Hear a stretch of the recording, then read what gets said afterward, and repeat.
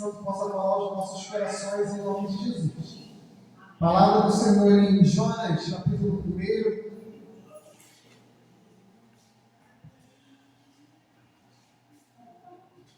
Versículo 1 e 2.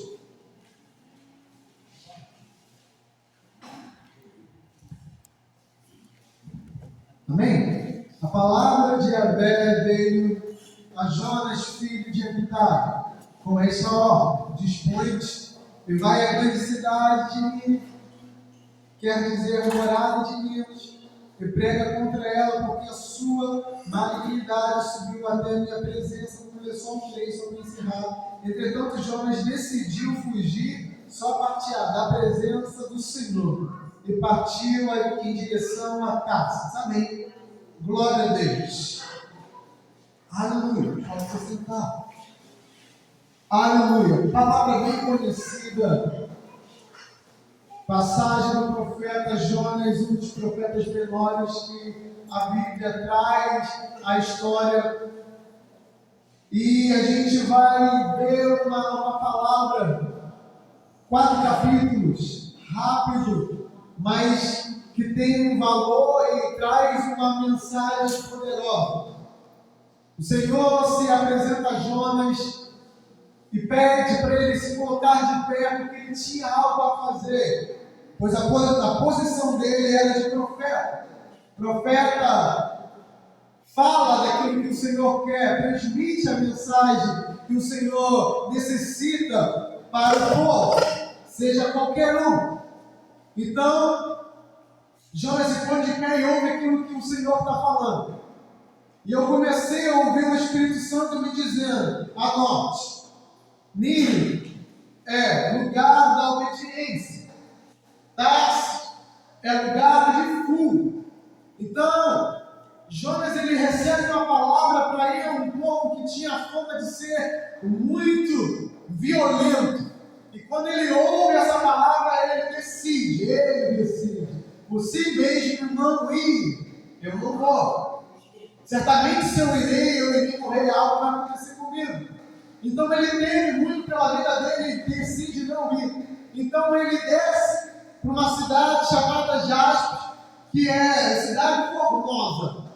Ali na cidade formosa ele repara um barco, ele vê um barco, e esse barco está indo para Tarsis, que é lugar de fuga. Então Jonas ele se depara com isso, ele decide pagar uma passagem para fugir do Senhor. Mas a gente bem sabe que o Senhor ele é onipresente. Dele ninguém pode se esconder. Então ele entra naquele barco e vai. Naquele barco, algo acontece. A palavra do Senhor diz que o Senhor fez soprar um forte vento contra aquele barco, contra aquela embarcação. Aí a gente vai entender que Deus passa a falar com Jonas de uma outra maneira. Não mais da maneira com voz. Porque na primeira vez ele fala: Jonas se põe de pé e vai até a cidade de Nínive. E agora ele fala de uma outra forma, que é sinais.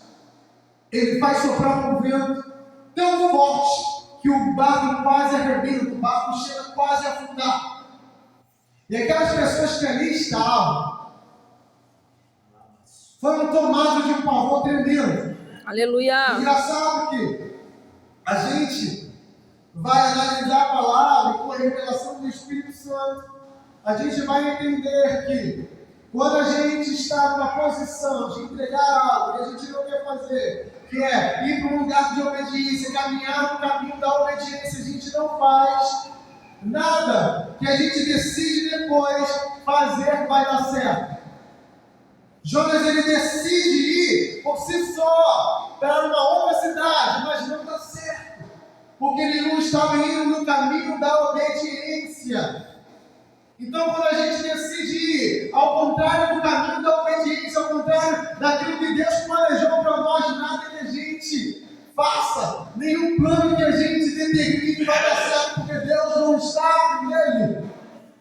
Então entenda algo: se Deus ele te dá uma ordem e peça para que você vá, aqui a gente está falando de ordenança de Deus. A gente não está falando de uma palavra de Deus como promessa, mas de uma palavra de Deus como ordem. Eu quero que você vá e pegue. Eu não estou te prometendo nada, estou te ordenando. Aleluia! Então é diferente. A palavra que veio a Abraão foi uma ordem. Sai da sua casa, que eu te farei pai de muitas nações. Veio uma palavra de ordem, mas também acompanhada de uma palavra de promessa. A Jonas não, só ordem.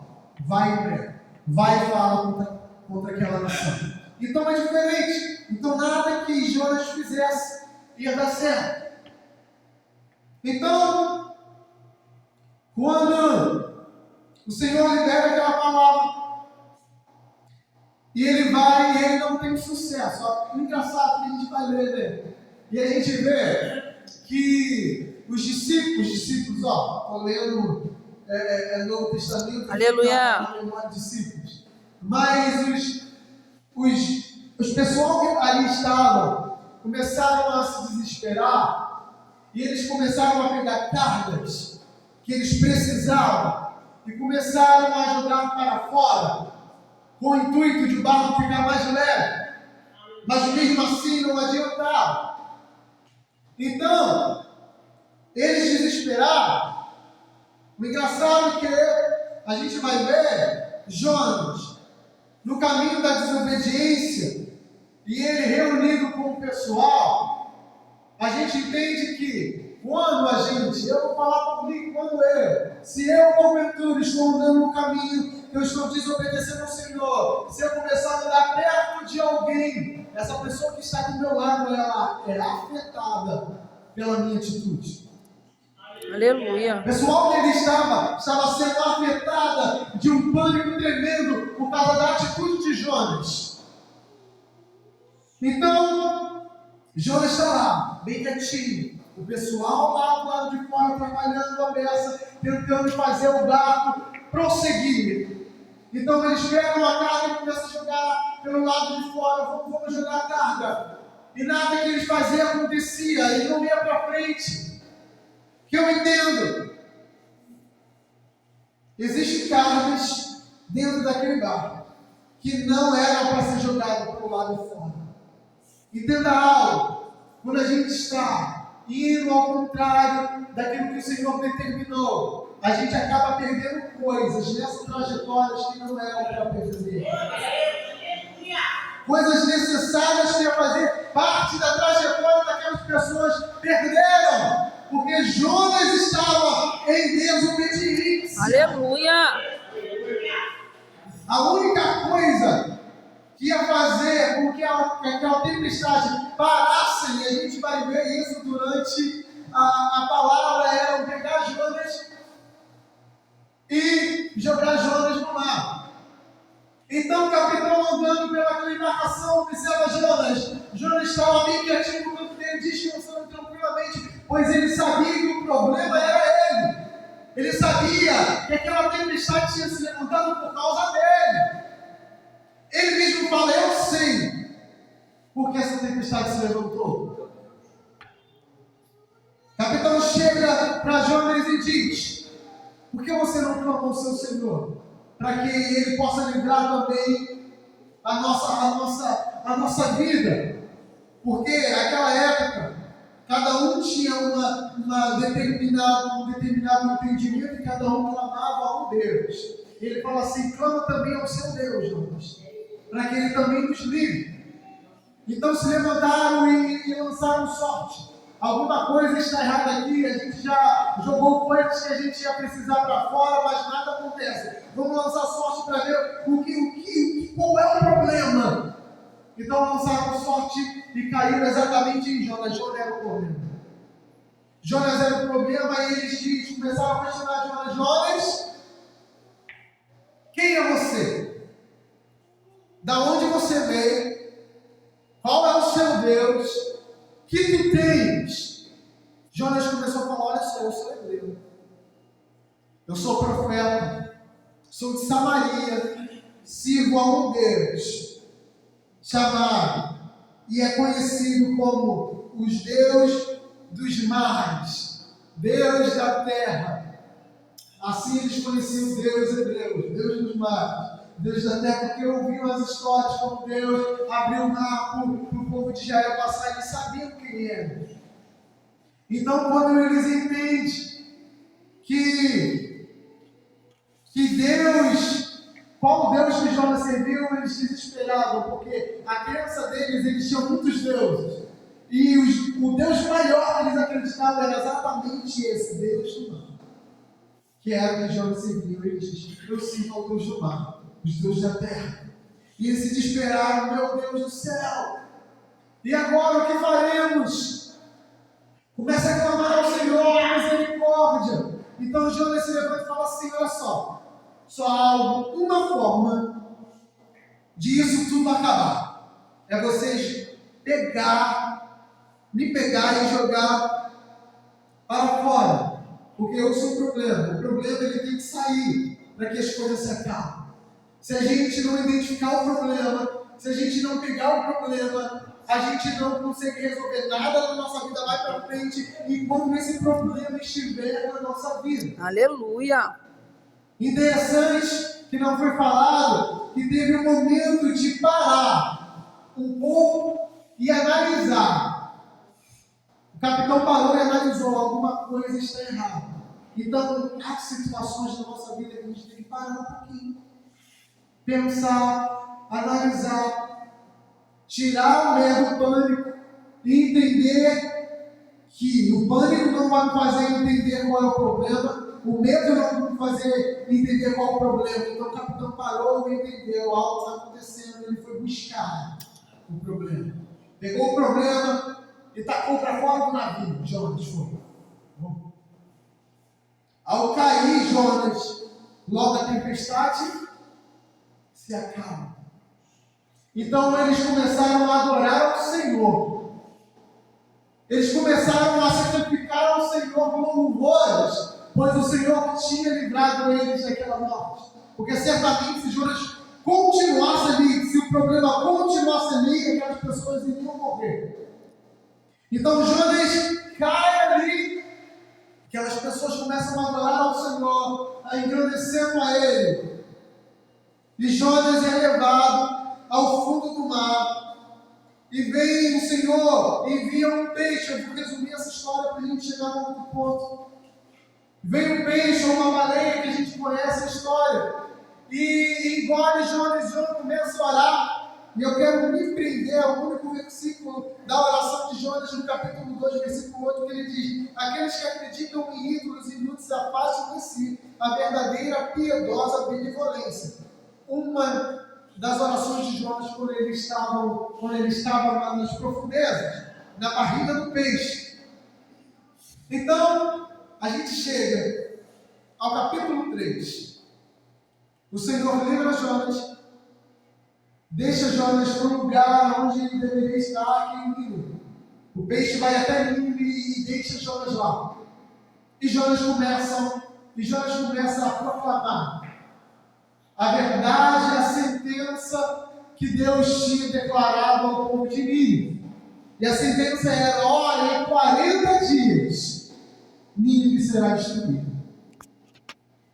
E ele começa a caminhar pelaquela cidade. E a cidade era o centro, cidade de Nínive, era a cidade central da Assíria, no caso.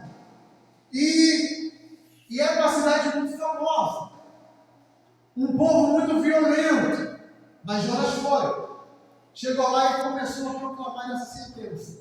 Ao ouvir a proclamação da sentença que o Senhor tinha ordenado a Nínive, o povo de Nínive teve uma posição inesperada. Ao invés de se desesperarem e continuarem nos seus maus caminhos, Nínive, ao contrário de Sodoma, se arrependeu. Aleluia. Nínive se arrepende. Então, Nínive se arrependeu.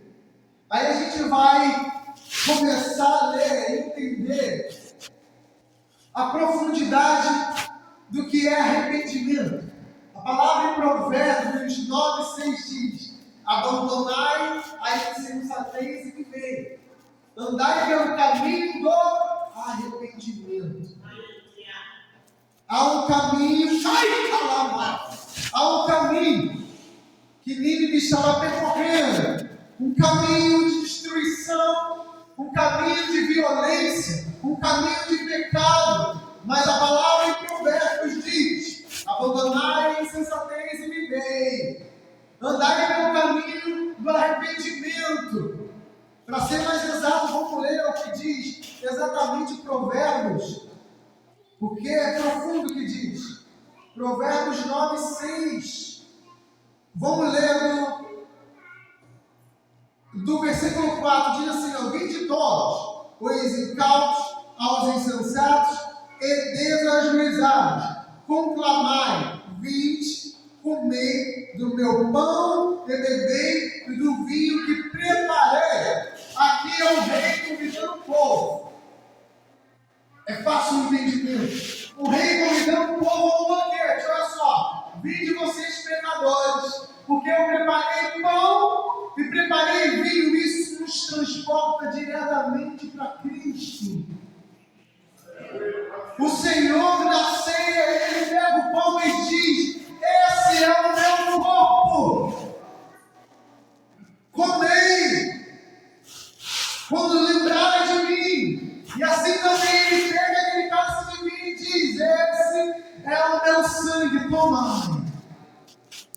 Então, o Senhor tem convidado o arrependimento. A palavra de Deus também em Lucas 5, 31, 32. Vamos ler só um pedacinho, diz assim: Jesus disse que veio chamar os pecadores ao Arrependimento. Aleluia. Jesus veio chamar pecadores ao arrependimento. Então, Nínive se posiciona ao arrependimento. Aleluia. Glória a Deus. Analisando a palavra, a gente vai ver. Nínive se posicionou, vamos se arrepender. Porque em 40 dias, se a gente não fizer isso, a gente vai descer, a gente vai morrer. Não vai haver escape para a nossa vida. Analisando a palavra, a gente vai ver que o povo, por si só, colocaram panos de sacos e começaram a jejuar em adoração e arrependimento. E vamos ler capítulo 3, versículo 6, na parte final, diz que o rei vestiu-se também de pano de saco e assim sentou-se sobre cintos. Olha o interessante que aconteceu. O povo primeiro se arrependeu. O arrependimento de Nínive começou de baixo para cima. Aleluia. O arrependimento de Nínive começou com o povo. Quando o rei ficou sabendo o que estava acontecendo, com a sentença que Deus tinha mandado para Nínive, que o povo estava desesperado em arrependimento da cidade, o rei se levantou e começou a decretar: olha só, vamos todos jejuarem, desde os homens, as mulheres, as crianças, até animais vai jejuar. Então o arrependimento de Nínive acontece de baixo para cima. O que a gente vai entender com isso? A gente não tem que esperar liderança tomar posição de mudança. Eita, aleluia. A gente não tem que esperar líderes, reis, ter posição de mudança, posição de arrependimento. O que Deus tem falado nessa geração hoje: se arrependa você primeiro. Glória. Posição você primeiro. Pois o Senhor tem chamado ao povo ao arrependimento. Há um caminho de arrependimento que a gente tem que voltar e brigar a Ele. Aleluia! Glória a Deus! E hoje, especificamente, é um culto que a gente tem como tema avivamento. Tema avivamento. A palavra do Senhor diz: se meu povo se humilhar e orar, se arrepender dos seus maus caminhos, então eu ouvirei do céu, perdoarei os seus pecados e há uma condição aqui: se o meu povo se Essa palavra ser é uma palavra de unção. Se isso acontecer, eu vou perdoar os seus pecados. Se isso acontecer, eu vou sarar a sua terra. Então, se há arrependimento, há perdão dos pecados. Se há Aleluia. arrependimento, a cura da minha terra, a cura da minha vida. Entenda algo, tema específico do culto: avivamento. Só há avivamento se tem arrependimento. Não tem avivamento. Glória. Às vezes a gente busca tanto o Senhor, a gente quer tanto o Senhor, a gente quer tanto uma cura, quer tanto um avivamento na nossa vida, uma mudança de quadro, mas arrependimento? Não. Se tem arrependimento, você pode ter certeza que há avivamento. Se tem arrependimento, você pode ter certeza que há cura nesse lugar. Se tem arrependimento, há liberação de milagres nesse lugar. Aleluia. Há mudança de vidas, mas tem que haver arrependimento. Glória. Aleluia! Glória a Deus! Continuando. Nínive não era um povo exclusivo de Deus. A gente tem como povo exclusivo de Deus no Antigo Testamento o povo de Israel. Amém? Glória a Deus! Palavra em Ezequiel 18, 21, 23. Deixa eu achar aqui rapidinho Ezequiel 21, já achei. 18.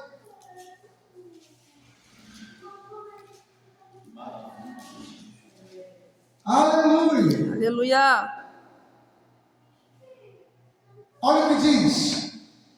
No entanto, seu ímpio se converter de todos os seus pecados cometidos e passar a obedecer os meus decretos, e praticar o que é justo e verdadeiro, com certeza viverá e não morrerá. Não fará recordação de nenhuma das suas ofensas que cometeu, por causa das atitudes corretas que passou a exercer, ele viverá. Afinal, Deus falando, teria eu alguma alegria na morte do ímpio? Para Yahvé, o soberano Deus, ao contrário, porventura não me dá muito prazer ver um ímpio converter-se dos seus. Não me dá, é uma pergunta, não me dá muito prazer ver um ímpio se converter dos seus maus caminhos e viver? Aleluia, atitudes certas. Muda a sentença do Senhor. Nínive se colocou de pé e vamos falar, vamos se arrepender, vamos para a atitude certa. Então a sentença que era de morte foi transformada em vida. O Senhor não tem prazer na morte do ímpio, mesmo no Antigo Testamento, mesmo Israel sendo chamado como povo eleito, como povo separado para viver os milagres do Senhor. O Senhor não tinha prazer na morte dos ímpios, das outras nações, e ele deixa isso bem claro. Mas Jonas proclamou isso. E quando a sentença do Senhor mudou, a gente vai no capítulo 4 de Jonas e se encerra. Quando a sentença do Senhor mudou, Jonas ele se irou. Jonas ele ficou extremamente furioso. E ele sugeriu até que o Senhor tirasse a vida dele por causa daquilo. E a gente vai entender. Jonas era profeta. Profeta tem a obrigação ou o dever de proclamar aquilo que o Senhor diz, aquilo que o Senhor fala. Ponto. Acabou. Profeta não tem a autoridade nenhuma de mudar a sentença. A palavra de Ezequiel vem em Ezequiel dizendo: Ezequiel profetiza. Você quer que esses olhos você possa reviver? Ezequiel fala: tu sabes, mas eu vou profetizar. A minha obrigação é profetizar. A minha obrigação é falar, é liberar a palavra. Mas Ezequiel entendia que a sentença e a realização do milagre era com Deus. Então Ezequiel fala, tu sabes, mas Jonas não. Jonas quer proclamar aquilo que Deus falou, aquilo que Deus determinou, e quer exatamente que aquilo acontecesse. De nenhuma maneira não poderia haver para Jonas mudança de sentença de Deus, mesmo havendo arrependimento. Entenda, a gente, às vezes, quando prega, a gente vem, a gente libera a palavra, a gente fala, Senhor, tu és, tu faz. Às vezes a gente fica desanimado, a gente fala, mas não era o que eu esperava. Eu vim com a intenção disso acontecer enquanto eu liberava a palavra, Arthur, mas não aconteceu o que eu esperava com o povo. Eu liberei uma palavra ao povo, mas o povo reagiu de uma outra forma. Aí a gente sai cabisbaixo. Entenda, você é profeta, você é pregador. A nossa obrigação como ministro da palavra é liberar a palavra. Quem realiza aquilo, ou se não vai realizar aquilo que vai liberar, é Deus, não é mais que você. Aleluia. Às vezes a gente estamos um pouquinho mimados e a gente bate o pé no chão como Judas fez. Ah, Senhor, é melhor tirar a minha vida. Jonas se entristeceu muito, mas o Senhor, Ele é misericordioso. Jonas vai para um determinado local e fica ali um pouco depressivo, querendo a morte, e o Senhor faz nascer uma árvore que fez uma sombra para Jonas.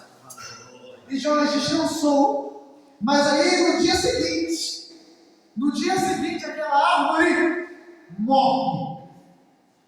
E Jonas ficou irado e indignado porque aquela árvore morreu. Ele teve misericórdia da árvore. Aí o Senhor se apresenta e fala assim, Jonas, olha, o povo de Nínive é um povo que não sabe discernir entre a mão direita e esquerda. É um povo ainda que está em crescimento. É um povo ainda que eu olho para ele e eu vejo com eles como criança. Você não teve misericórdia dele, mas teve misericórdia de uma planta.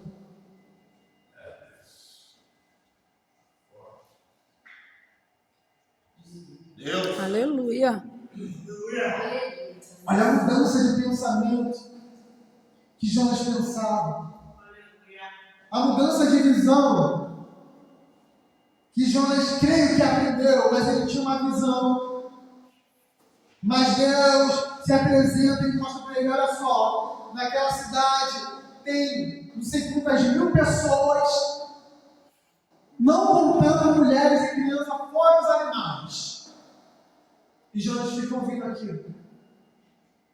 A misericórdia para mim, na minha parte, para o povo de Nínive, como a gente leu, não importa, não é prazeroso a morte de ímpios para o Senhor, porque se ele se converter, ter a posição correta, haverá misericórdia.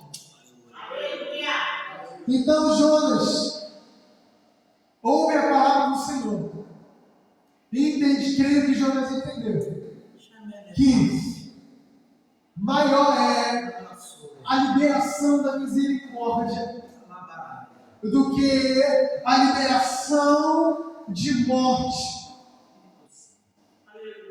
A sentença e o fim de toda uma cidade. Então, o que aprendemos com essa palavra de Jonas? Que não há avivamento sem arrependimento. Que Deus ele muda a sentença se nos posicionarmos de maneira correta. Aleluia. Como profeta e como ministro da palavra, temos que liberar a palavra e deixar Deus agir conforme Ele quer. Então há uma mudança de Nínive, que era uma cidade pagã, que fazia coisas que não agradavam ao Senhor, agora passa a adorar ao Senhor como único Deus e passa a caminhar no caminho de arrependimento. E a gente tem a mudança de mentalidade de Jonas, que entende que maior é a graça do Senhor do que a morte e liberação de sentença de morte para o povo. Então a gente tem nessa passagem duas coisas muito importantes. E uma só que é necessário falar, que isso tem relação toda com o Cristo que a gente viu, que é a graça do Senhor desde o Antigo Testamento até o Novo, sendo ou não povo exclusivo e separado do Senhor, a graça derramada. Então a gente tem a graça derramada como o ponto principal da mensagem da palavra do Senhor. Ele tem convocado-nos a voltar ao caminho do arrependimento. Entenda isso. E vamos finalizar assim, que não há avivamento e não há cura se a gente não voltar para o caminho do arrependimento. Aleluia. Então, em nome de Jesus, se a gente precisa de algo urgente do Senhor, que continuemos caminhando nesse caminho e nos arrependemos todos os dias, porque o avivamento ele está à porta. Só basta só se arrepender. Aleluia. Em nome de Jesus, aplauda ao Senhor. E em nome de Jesus.